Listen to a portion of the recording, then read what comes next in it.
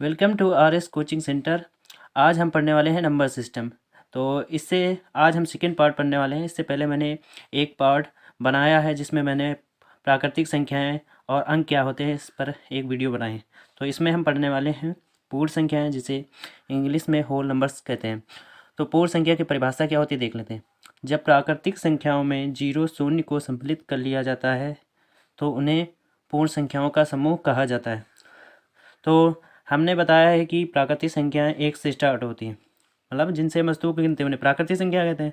तो प्राकृतिक संख्याएं एक से स्टार्ट होती हैं, 1 2 3 4 5 6 7 8 9 10 100 डॉट डॉट 1000 और आदि तक, मतलब अनंत तक होती हैं। तो जैसे 1 लाख, 1 करोड़, 10 अरब, ये हमारी सब क्या है, प्राकृतिक संख्याएं। तो प्राकृतिक संख्याएं ख़त्म तो नहीं होती, मगर स्टार्ट कहाँ से होती है, एक से। तो अगर हम प्राकृतिक संख्या में सिर्फ किसको जोड़ लें, जीरो को, तो वो कौन सी संख्याएं बन जाती है, पूर्ण संख्याएं बन जाती हैं। तो पूर्ण संख्या का मतलब समझे, मतलब जैसे किसी मेज़ पर एक पुस्तक रखी है तो हम कहेंगे उस मेज़ पर एक पुस्तक है। अगर अगर मेज़ पर कोई पुस्तक ना रखी होती तो हम उसे किससे दर्शाते, तो ये तो अधूरापन था। इसीलिए क्या हुआ, जब कोई कुछ भी कहीं पर कोई भी वस्तु ना हो तो वहाँ हम किस किस संख्या से दर्शाते हैं, उसे जीरो से। तो हम जब प्राकृतिक संख्या में जीरो को ऐड कर लेते हैं तो वो क्या बन जाती है, पूर्ण संख्याओं का समूह बन जाता है। तो अगर पूछे अब कि सबसे छोटी पूर्ण संख्या क्या होती है, तो कहेंगे शून्य, क्योंकि शून्य ही क्या सबसे छोटी पूर्ण संख्या होती है। मगर सबसे छोटी प्राकृतिक संख्या क्या होती है, एक। इसी तरह सबसे बड़ी प्राकृतिक संख्या नहीं होती है तो सबसे बड़ी पूर्ण संख्या भी नहीं होती, क्योंकि हमने प्राकृतिक संख्या में सिर्फ जीरो को ही ऐड किया है। तो इसके बाद हम पढ़ने वाले हैं सम संख्याएं। तो सम संख्याएं क्या होती है, इसे देख लेते हैं। सम संख्याएं इवन नंबर्स। तो इसकी डेफिनेशन क्या है, ऐसी संख्याएं जो दो से पूरी पूरी विभाजित हों उन्हें सम संख्याएं कहते हैं। तो दो, अब इसके मतलब समझते हैं। तो ऐसी संख्याएं जो दो से पूरी पूरी विभाजित हों, मतलब दो से भाग करें तो शेषफल का मान कितना आ जाए, जीरो। तो संख्याओं का मतलब है प्राकृतिक संख्याओं से। तो इस प्राकृतिक संख्याएं कहाँ से स्टार्ट होती हैं, एक से। तो सम संख्याओं में होता क्या है कि अगर हमको सम संख्या चेक करना है तो हम भाग किससे करेंगे, हमेशा दो से। तो दो से भाग किया तो दो जीरो जीरो। यहाँ पर तो शेषफल का मान जीरो नहीं आया। तो जब शेषफल का मान जीरो आता है तो वो पूरी पूरी विभाजित, ये तो पूरा पूरा विभाजित नहीं हुआ। तो ये सम संख्या नहीं हुई। जो पूरा पूरा विभाजन नहीं होता है उसे विषम संख्या कहते हैं। तो एक क्या होता है हमारा, विषम संख्या।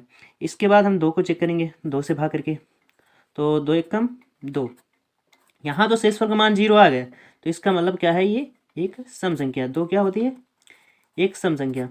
फिर उसके बाद देखेंगे तीन को चेक करके, तो दो एक कम दो।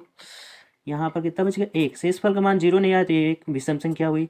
तो इसके बाद हम चार को चेक करके देखेंगे, दो दूनी चार। तो यहाँ पर तो इसका मान, शेषफल का मान कितना आ गया, जीरो। तो ये एक सम संख्या हुई। इसी तरह हम देखेंगे, पाँच को चेक करके देखेंगे, दो दूनी चार। तो यहाँ शेषफल का मान जीरो नहीं आया। तो जब शेषफल का मान जीरो ना आया तो ये होती है विषम संख्या। और जब शेषफल का मान जीरो ही आ जाता है तो वो क्या होता है, पूरा पूरा विभाजित होते हैं दो से। इसके बाद हम चेक करेंगे छः को, दो तियाँ छः, ये तो पूरा पूरा विभाजित होता है। इसका मतलब क्या है, ये एक सम संख्या है। फिर उसके बाद हम सात को चेक करेंगे, दो तियाँ छः। यहाँ तो सात पूरा पूरा विभाजित नहीं हुआ तो इसका मतलब ये विषम संख्या है। जो पूरा पूरा विभाजित हो गया वो सम होगा। इसके बाद आठ को चेक करेंगे, तो दो चौको आठ। इसका मतलब क्या है, ये पूरा पूरा विभाजित है। फिर इसके बाद नौ को चेक करेंगे, जो पूरा पूरा विभाजित वो सम संख्या। फिर उसके बाद चेक करेंगे नौ को, दो चौको आठ। तो यहाँ बचा शेषफल कितना, एक आ गया। तो ये भी क्या है, पूरा पूरा विभाजित नहीं है। फिर उसके बाद हम चेक करेंगे दस को, तो दो को भाग करेंगे, दो पंचे दस। तो ये पूरा पूरा विभाजित है। तो ये क्या हुआ, सम संख्या है। तो सम संख्याओं में तो इससे निष्कर्ष क्या निकलता है कि जिन संख्याओं की इकाई में 0 2 4 6 8 अंक होते हैं वे संख्याएं दो से पूरी पूरी विभाजित होती हैं। तो जिस संख्याओं की इकाई में 0 2 4 6 8 अंक होते हैं वह संख्या दो से पूरी पूरी विभाजित हो, चाहे वो जितनी बड़ी संख्या हो, चाहे वो जितनी बड़ी छोटी संख्या हो। हम जैसे देख सकते हैं, जैसे 20 है तो 20 को ले लेते हैं। जैसे 20 की इकाई में 0 है, तो मैंने क्या बताया, जिस संख्याओं की इकाई में 0 2 4 6 8 अंक होते हैं वो दो से पूरी पूरी विभाजित है। तो 20 की इकाई में 0 है, देखते हैं ये दो से पूरा पूरा विभाजित है कि नहीं।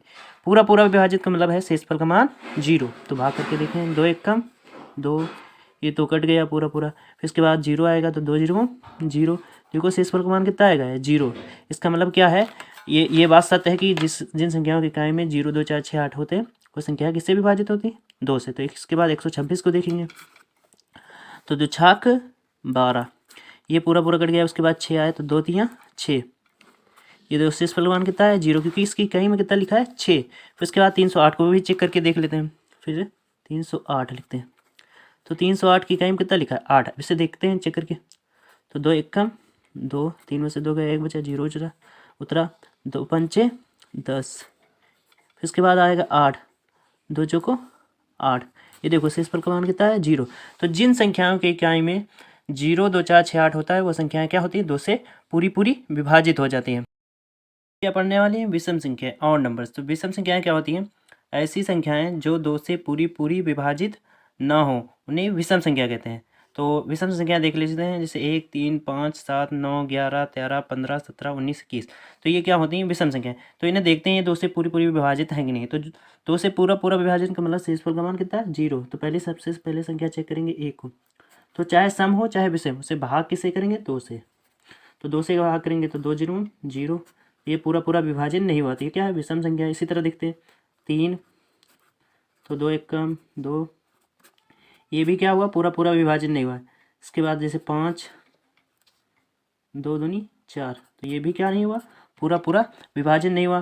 फिर उसके बाद 7 को चेक करेंगे तो 2 तियाँ 6, ये भी पूरा पूरा विभाजित नहीं हुआ, तो ये भी क्या है विषम संख्या है।